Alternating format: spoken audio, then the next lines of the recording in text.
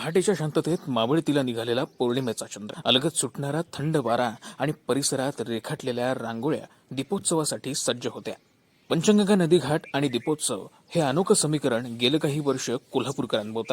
नदीघाटावर पहाटे 3 नंतर 51,000 दिवे प्रज्वलित व्हायला सुरुवात झाली. पण त्यांच्या उभ्या आडव्या रेषा एकमेकात गुंफल्या गेल्या आणि पंचगंगेवर हजारो ज्योतींनी घाट उजळून गेला. दीपोत्सवामुळे पंचगंगेला चढलेला हा साज बघण्यासाठी भल्या पहाटे कोल्हापूरकरांनी मोठी गर्दी केली होती. शिवमुद्रा प्रतिष्ठानमार्फत आयोजित केलेल्या या दीपोत्सवात कोल्हापूरकरांनी लावलेल्या 51,000 पणत्यांचा लखलखाट आणि सोबत आतषबाजीने पंचगंगा नदीघाट उजळून निघाला. जोडीलाच विविध विषयांवरील आकर्षक रांगोळ्यांच्या माध्यमातून सामाजिक बांधिलकीचा संदेश आणि भक्तिगीतांचा सुरेल संगम होता. हा दीपोत्सव पाहायला येणाऱ्यांपैकी महिला वर्गाचा मोठ्या प्रमाणात समावेश होता. आजचे हे दृश्य डोळ्यात साठवण्यासाठी कोल्हापूरकरांनी पंचगंगा नदीघाटावर मोठी गर्दी केली होती.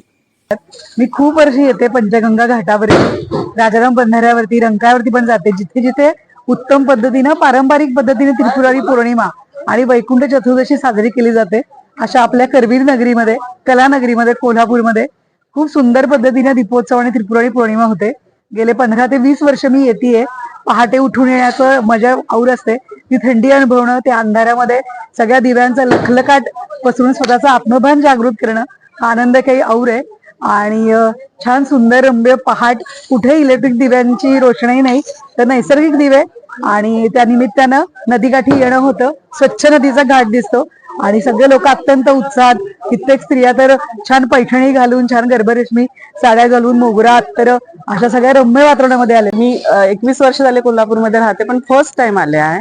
आणि या सगळ्यांच्या आमच्या मैत्रिणीच्या स्मितामुळे आम्हाला सगळ्यांना हा योग आला आजचा बघण्याचा, आणि खरंच खूपच मस्त अनुभव आलेला.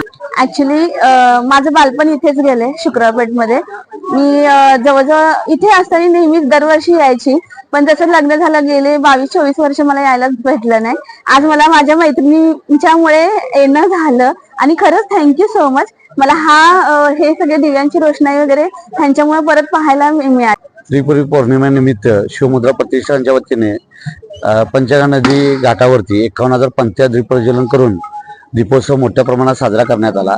ह्या दीपोत्सवामध्ये वैशिष्ट्य म्हणजे विविध प्रकारच्या रांगोळ्या, आपल्याला देशामध्ये महिलांना प्रोत्साहन देण्यासाठी, तसेच वेगवेगळे विचार मांडले रांगोळीच्या माध्यमातून. आणि आज 51,000 पंथ्या दीपप्रज्वलन करून त्रिपुरी पौर्णिमा मोठ्या प्रमाणात साजरा करण्यात आला.